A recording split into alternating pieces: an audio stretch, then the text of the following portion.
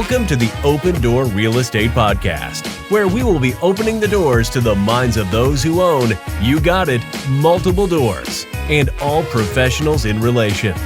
Today's podcast is brought to you by Barnett Capital, working with equity partners to create wealth through multifamily real estate.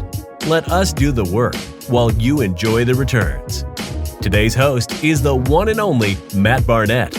Get ready to open your mind, because we are about to do so to those who own multiple doors.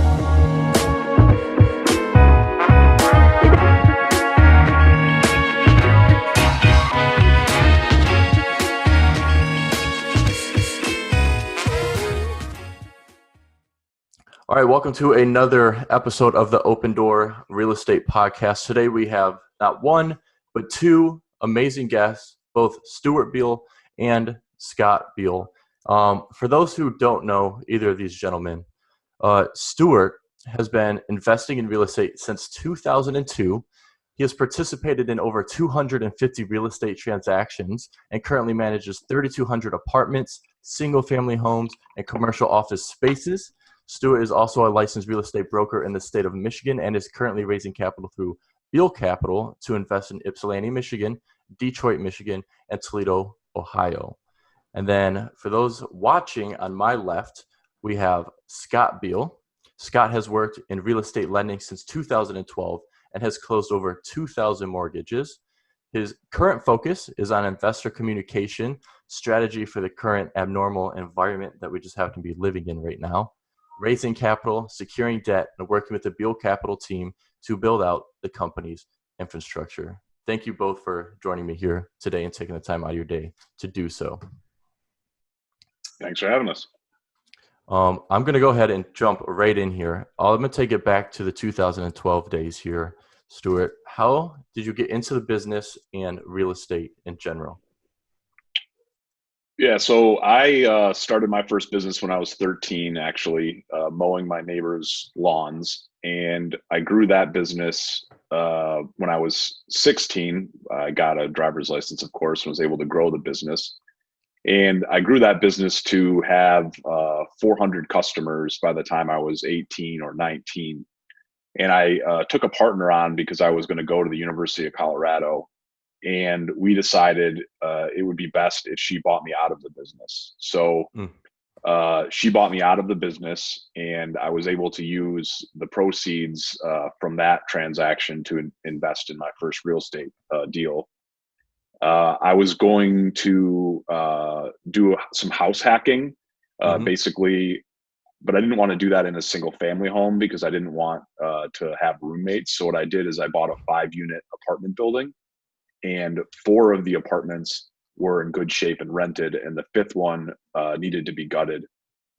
And so I lived there while doing the project with my father, who was a carpenter as part of his career. And so that was our first real estate investment. That was back in 2002, a 5-unit rental property across the street from Eastern Michigan University Business School. And do you still own that one by chance? Yeah, we do still own that. It's still a 5-unit.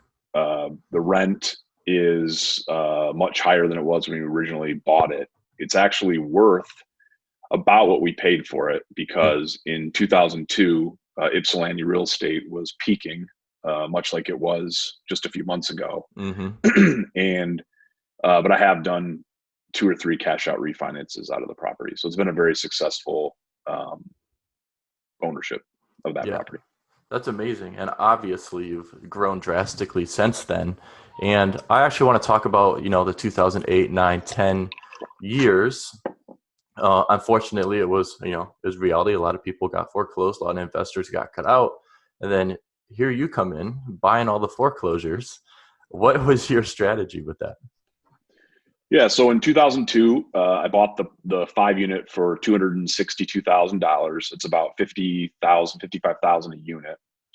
And that's really what the prices of real estate was in Ypsilanti at that time. In 2003, I didn't buy anything. In 2004, I bought a 30-unit apartment complex. It was a distressed complex. Then in every year until the foreclosure crisis, I bought one property. So I was buying a property a year. Then in 2008, Ypsilanti was very unique in the foreclosure crisis in that 3 landlords that owned 70 properties lost all 70 properties. And the banks put all of those properties on the market within 3 years. So very, very much like other communities that suffered from the foreclosure crisis, banks were putting foreclosures on the market. But uniquely to Ypsilanti, there was just a massive amount of the properties that I would like to buy. That's the single family, duplex, triplex, 4, 5 unit properties. And they put them all on the market at the same time. So sometimes there would be, oftentimes there would be more properties on the market than people to buy them. So the prices became, not only they were foreclosure prices, but they became even lower prices. Mm-hmm. And so I wasn't a real estate agent at the time. My aunt was a real estate agent. She worked for Real Estate One. Her name is Stewart Beal. And what her and I did is basically we made an offer on every property that would hit the market in Ypsilanti. And so we didn't, in the beginning, we would talk about them and go see them and get our hands around them. But towards the middle and the end, within an hour of it hitting the MLS, we would make an offer. And so what we found is that because there were so many foreclosures and so few buyers, we were able to get really unique once in a lifetime opportunity deals. Yeah. So we purchased properties for as little as $9,000 that are now worth, $175,000.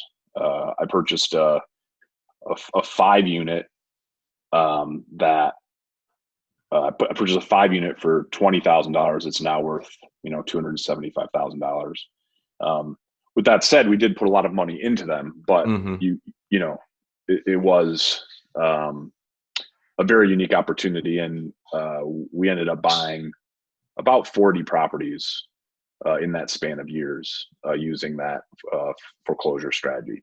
Yeah, that's amazing. And I grew up in Belleville, so I just want to touch on every time I go out in like Depot Town or just anywhere in Ypsi stuff, hang out, every 1 in 10 properties you see is going to have a Beal property sign on it. Yeah, we do. We manage 1,000 apartments and homes and office spaces in Ypsilanti.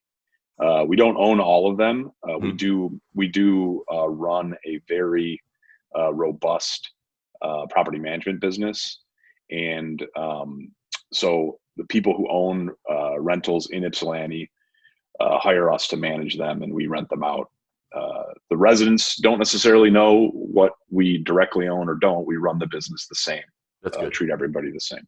Yeah, no, I like that. And you have, how many Beal property cars do you have? Because I seen that picture on Facebook with them all lined up. Yeah. I was just curious. Yeah, that's a funny story. I have 9 of those cars, but only 8 showed up to that picture. Oh, wow. And I was so upset that morning because the 9th guy didn't tell me he intended not to come. and so I gave him such a hard time. But yeah, we have 9 of those cars. Those are Chevy Sparks. The reason I bought them is our property managers, part of their job is driving the properties. And then I also have leasing agents whose full-time job is driving around, and they have 35 or 36 miles to the gallon. Oh, wow. Those cars. Yeah. So that's why I got those cars. Drive one as well. So he's getting the best mileage. I had no idea they were that good. That wasn't English. Yeah. So obviously the properties you do own, you get in there, you buy them, fix them up, and then obviously buy and hold. So what's your long-term strategy with that? Yeah, so the long-term strategy for the properties that I buy through Beal Properties is we purchase a somewhat distressed property, we fix it up, we hold it long-term, it does cash flow, and then after 5 to 7 years, we do a cash-out refinance. Even if the property does not increase in value, you likely can do a cash out refinance between 5 and 7 years. You have to pay attention to what's going on with the interest rates and the economy, so you time it correctly. But there should be a period in there between 5 and 7 years of ownership where you can do a cash out refinance to get all of your original equity out, and then you can buy another property with it. If the property has increased in value, then you can even do better than that, and potentially pull more money out than you originally invested. And so then at that point, you have no amount of your original investment in the property. And if you time it really well, you can actually get a better interest rate. So your payment actually can stay pretty much the same. So you get cash out and your loan does not increase. Yeah. That's the best way to do it. So since we're kind of on that topic, just strategy and stuff, can you tell us or the listeners about Beal Capital? Yeah, so we formed Beal Capital this month. We're just launching it this month to purchase originally, our original 3 properties is going to be a property in Toledo, a 14 unit, a 33 unit in a 37 unit in Dundee. It's 4 commercial spaces and 33 apartments, and a former Salvation Army in Ypsilanti, which is an 8,000 square foot building. And our goal is to raise some money from investors to participate in these deals with us. And that's why we formed Beal Capital. My brother Scott, who has come on as vice president, investor relations of Beal Capital, he was looking for a change in career. So that's another reason we started this business, is to allow him the opportunity to participate. And since I'm going to jump back and forth here just for a second, because what is Watermark Properties? Because I've seen that, but what's the difference? Yeah, so Watermark is a business that my partners and I started about 5 years ago. What happened was, coming out of the foreclosure crisis, I ran out of my own personal money because it had all been invested in these properties, but there were still some deals that I wanted to participate in. So what we did is we started a fund structure by selling shares to investors for $25,000 each. It's called Watermark Partners, and we raised $2.1 million from investors in Watermark Fund 1. And we invested that in about 14 properties in areas that we were already managing. That's Ypsilanti and Toledo. And so that was successful. And then we started Watermark Fund 2, and we started Watermark Fund 3, and then we did a 4, and then we did a Sunbelt Fund. And we ended up buying 6,000 apartments over the last 5 years. That's amazing. Thank you. That's 6,000 over. That sounds like, most people take 10, 12 years or something, but would you just say 5 years? Yes, over 5 years. Yes. Yeah, that's insane. And how did you, I personally, I can understand the similarities, but how did you end up in the Toledo market to begin with? Yeah. So the way we ended up in Toledo was in 2009, I was investing in Ypsilanti, and believe it or not, back in 2009, you could buy distressed properties on Craigslist. Craigslist was actually a very good place to look for real estate. People were putting all sorts of odd and distressed deals on Craigslist. And Craigslist has a feature that says, hey, there's nothing you're looking for in your area, but here are nearby deals. And there was a deal in Toledo that I thought was very attractive. It was a 63-unit apartment complex for sale for $600,000. And we ended up purchasing that.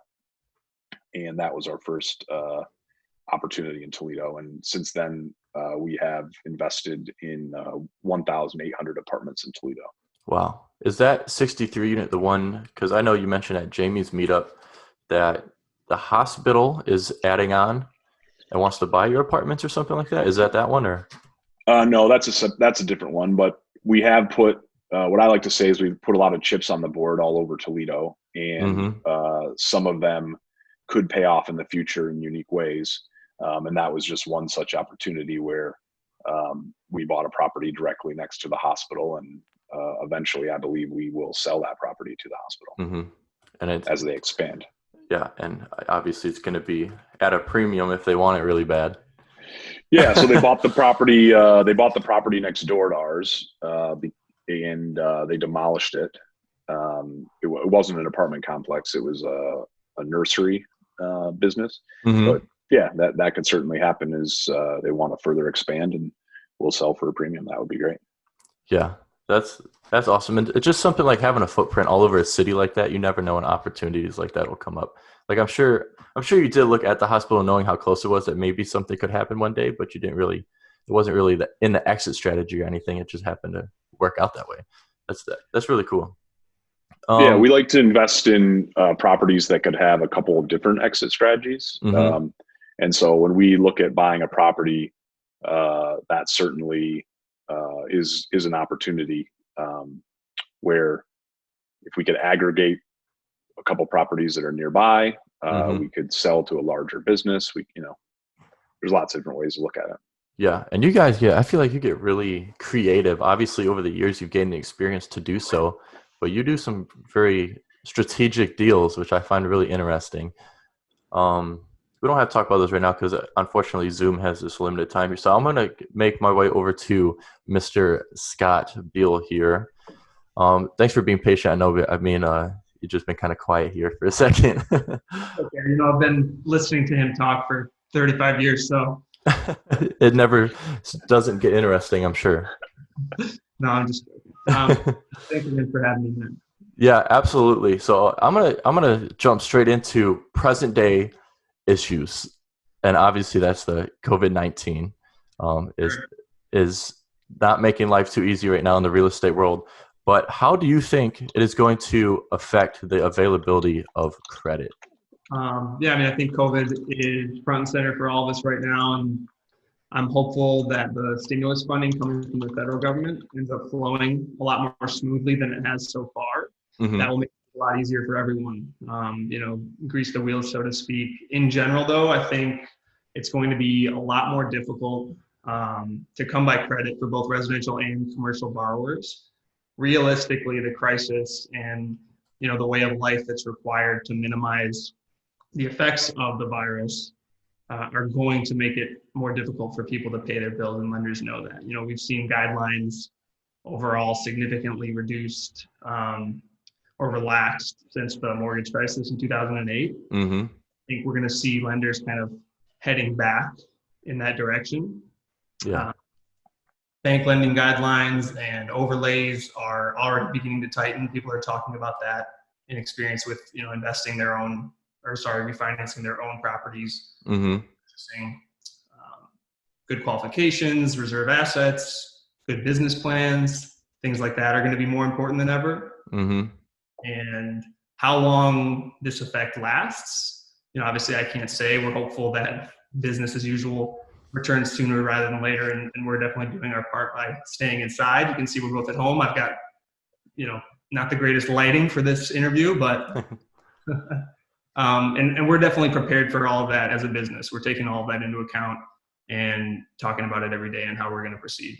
Yeah, absolutely. And I don't really want to say it because obviously we all want the best terms when we buy our deals and stuff, but I think we could use a little bit of tightening up. I think that's fair to say. I just saw an advertisement on LinkedIn yesterday and this is just yesterday, for a lender that's offering no income verification loans. I was pretty surprised to see that, having worked in residential mortgage lending myself. I basically started at the very end of the mortgage crisis in 2012. And so I started with a set of very strict guidelines to work with, and then I watched the progression of it over the next 6 or 7 years through where we are today. And things did become much more relaxed. And when the Trump administration took office, there was a greater level of relaxation. And I think, to be fair and to protect all of us for the future, we should have a little bit tighter set of guidelines, but we don't need to get crazy. Yeah, no, I couldn't agree more with that. And now, obviously, same situation, COVID-19. When it comes to, I mean, there's guys still out here, including yourselves, getting deals under contract and raising the money to do the deal. What are some challenges you're seeing from investors and stuff like that? Like, where do you see the next 6 months or even a year from now? Like, what do you expect from investors? You see that you might have the investor that invested in multiple deals with you, 100,000 or whatever. Maybe now they're like, how about I only do 50,000 because they're kind of unsure of how things are going. I think we can expect them to be apprehensive on the whole, across the board investors. There's a lot of uncertainty. There's even fear right now. I think there's a lot of that going around. None of us can say exactly how things are going to progress and how quickly. Over the past 10 years, your average investor, I think, has become accustomed to the good life, a rate of growth in the stock market and in real estate that's unsustainable. The past 3 days have been quite shocking to a lot of people that maybe started investing 10 years ago and they've known nothing but this period of unprecedented growth in both real estate and in the stock market with the longest bull run in history. Yeah. I think amateurs and intermediate level investors are likely going to be hoarding cash, and some experts too, but a lot of savvy investors and those that are less risk averse are going to be hunting for good opportunities. And you can definitely expect that there will be some very interesting, incredible opportunities available over the next year. Our take, like Stewart kind of mentioned with his strategy and how he's been able to grow his businesses so successfully, is that if you maintain a strict strategy of buying below market or buying distressed properties, improving those properties, and then aggressively managing them, it's very hard to lose. Or if you invest in a team that does that, and that's where an organization like Beal Capital comes in. We're going to provide that opportunity for people, and we also have the resources and the infrastructure already in place in the markets that we're planning to invest in to make sure that we can abide by this strict strategy and be successful, even in a time like this, and possibly because of a time like this, we're going to have even greater opportunities. At the end of the day, I think people are resilient, and I think that we will bounce back from this, possibly stronger than ever, and hopefully with new systems in place to crises like this in the future. Yeah, that was very well said. I couldn't agree more with that. And obviously, besides, the investors looking to invest right now, we don't need any financials or any information or anything, but what objections, and either of you can answer this question, are you receiving from investors that are currently in deals with you, if any? Probably not. Yeah, so we just launched these deals. We just got them under contract. We've actually purchased the property in Toledo using our own funds. So we own that property. It's a 14-unit property. And then we're looking to close the other 2 transactions in June. We actually signed our first ever COVID-19 addendums to push the closing dates back. Wow. Because we can't conduct the due diligence that we need to conduct during the governor's lockdown order. So right now we are just in communication with potential investors. We haven't taken any investors into those deals yet, but we're hoping to do that in the first week of May. Yeah. I feel like I didn't word my second question the best there. I was kind of trying to get along the lines of like investors that are in deals currently with you right now. What kind of objections or issues are you having with them currently? Yeah, so we're just in constant communication. We issued communication letters yesterday in the Watermark funds, letting them know that we will have rent collection issues during this crisis. We're going to work with our residents very closely to try to get them and us through this. Yeah. We have also started talking to some of our lenders, but it's really too soon to tell how that is going to work out. And so we're just trying to operate the businesses as normal as possible, but facing challenges on every front, from residents losing their jobs. We rent to a lot of businesses, and those businesses are not going to be able to pay rent for very long while they're shut down, of course. Yeah. And and from staff members. So our team, we've got members of our team that are quarantined at home because they've come into contact with people who were later diagnosed.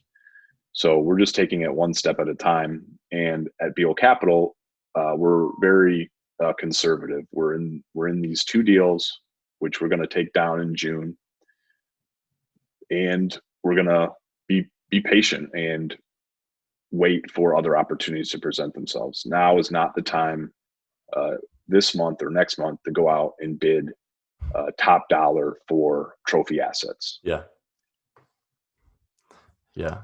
We're going to step away from business here for a second, because I like to, these aren't personal questions. They're just made to have personal answers to get investors to know you a little better.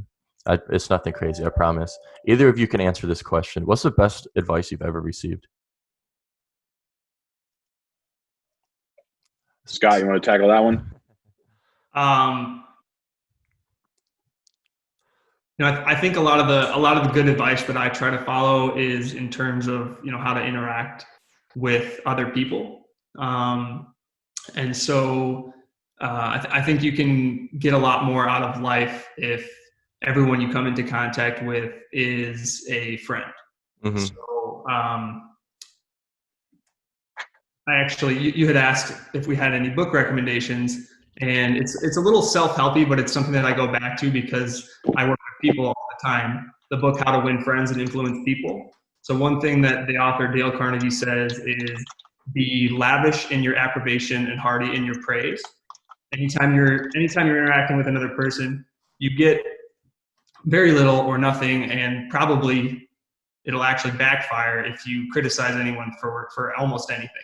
So it's always better to focus on things that people are doing well, focus on people's strengths, and like I said, you catch more flies with honey, or you'll always get more when people are working together, when there's a cooperative kind of relationship.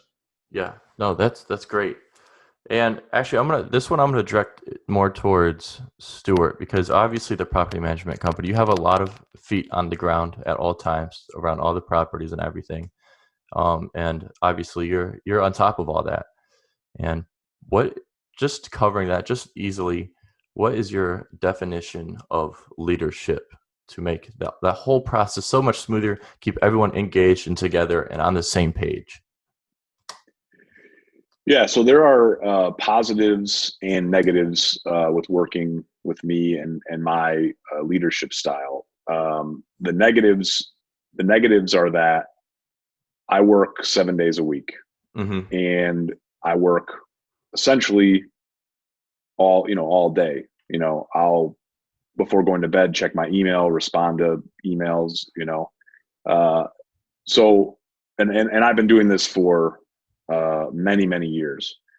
And so on my team, you'll see a lot of new people and a lot of old people, but you have to get used to working with me.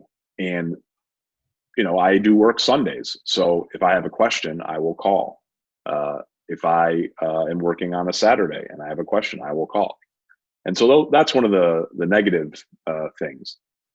The positive things is I am extremely engaged in all aspects of the business. We like to take people who have graduated from college, so they have a good base, or they come out of the military and have a good, stable base of learning. And we like to take those individuals and promote them and have careers with them. So there are many examples of people on our team who've now worked for us 6, 7, 8, 9 years, 10 years. I've got a guy who's worked for us for 17 years who have taken a position with our company, has grown over time with salary increases and more responsibility. They have now purchased their own home for themselves. They have married and had a family. And so we have a good team like that. And my leadership style is work very hard and train and help people move the ball forward. But jumping in a lot all the way down to the bottom details, because I want to know all the details. How many apartments did we show today? How many leads did we receive today? How many lease renewals did we sign today? And so I get involved in the details as well. Yeah, and that's perfect. I'm not going to say much on, sometimes you see like big property management companies, and obviously it's working, but sometimes the people in your position, you may not see them. They might be on vacation somewhere or something, but you're actually engaged. You're there. And even if a roof has to get put on, you're going to be there, making sure it's getting done correctly and on time and everything. And even the littlest things, I'm sure, like, you do so many amazing things as well. Like, you just took a family to get ice cream, right? Before they leased a place with you? Yeah, actually that was a pretty interesting story. We deal with, so what I tell people is I'll manage any type of real estate that you have, as long as I can manage it successfully. So we deal with apartments that people rent for $5,000 a month. We deal with 3,000 square foot single family homes that we rent for $2,000-3,000 a month. We rent to businesses that rent 20,000 square feet from us. We also have lots of subsidized housing, Section 8 housing. And that situation was a single mother was given an excellent opportunity by the Ann Arbor Housing Commission. She received a voucher that they would pay up to $1,800 a month in rent for her. And so I had her in her office, and we were going through the nice single family homes that we have in Ypsilanti, when her kids started wrestling on the floor, and it was kind of distracting people in the office. And I thought, okay, let's take this meeting across the street to the ice cream shop. We'll probably have a better time in there, because there were she had 4 or 5 children there. So yeah, we bought them ice cream at Go Ice Cream.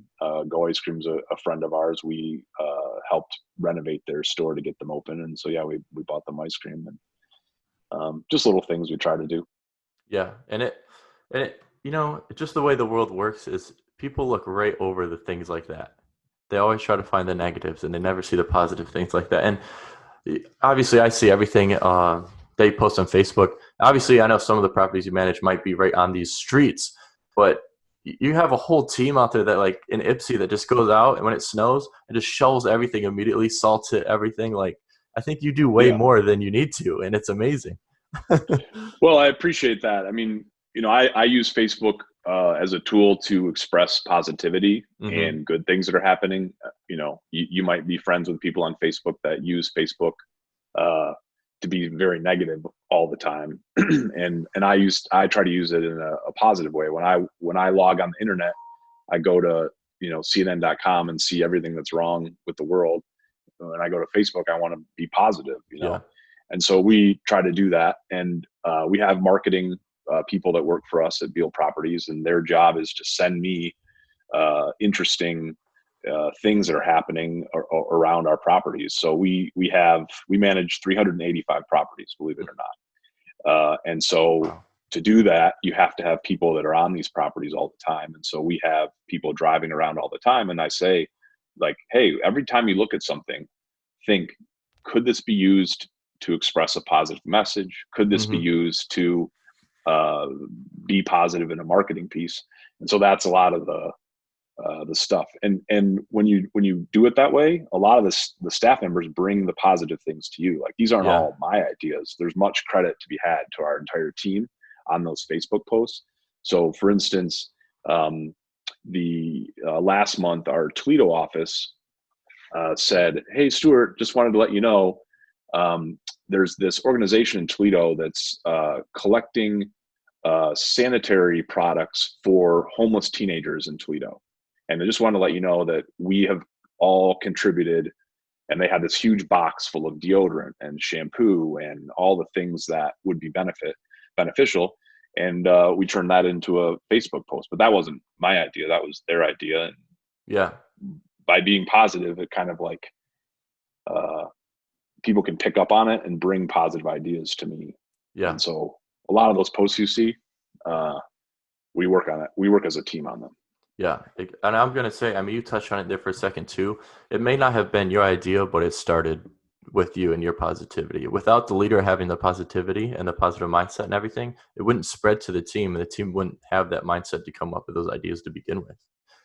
Yeah, I appreciate that. Thank you. Yeah. So we're getting towards the end here, and I just like to call this the shameless plug time, because literally anything, mention it. Where can investors find you? And if they're not an investor and they're looking to lease with you and they just wanted to watch this to learn about you, where can they go to lease a property with you, etc.? Where can anyone go to find anything that you do? So I'll let Scott talk about the investor, but in terms of the two lines of business that we do besides real estate investing is we lease apartments and businesses. So you can go to gobeal.com, GOBEAL.com, and see what we have in terms of businesses that you can rent, office space, and apartments and single family homes. And then the other thing that we do is we manage real estate for people that are investors themselves. And you can go to BealPM, BealPM.com, and look at us there. And then Scott, go for it. Thanks, Stuart. You can find us on Facebook if you look for Beal Capital. You can find us on LinkedIn, looking for Beal Capital as well.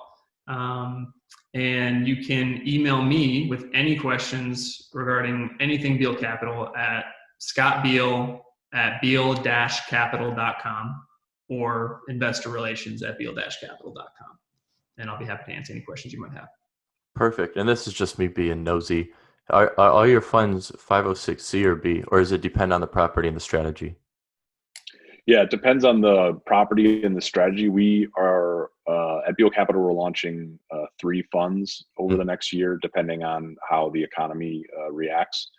And one of the funds is going to be targeted to actually buying businesses that own their own real estate.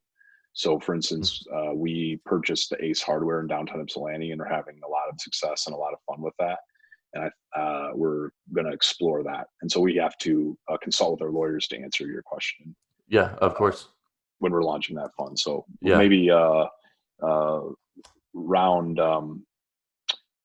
interview round 2, we'll have good answers on that for the particular funds that we're launching. No, of course. Absolutely. Well, I appreciate you both taking the time out of your day to be on here. Is there anything else you want to mention or anything? Yeah, so I guess we just close it out.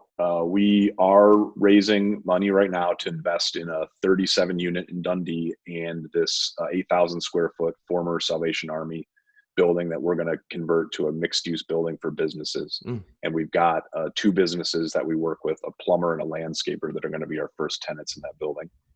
And so if you're looking to invest in real estate, contact Scott or myself, and we'll have a conversation about your goals and see if they are a fit for ours. We're going to be very selective in taking investors. And so you're going to be interviewing us and we're going to be interviewing you. And if it's a good fit, we'll do a deal. That's perfect. Awesome. Well, thank you so much. Scott, were you about to say something? Oh, I just said, well spoken. We're good. Awesome. Well, thank you so much for being on here.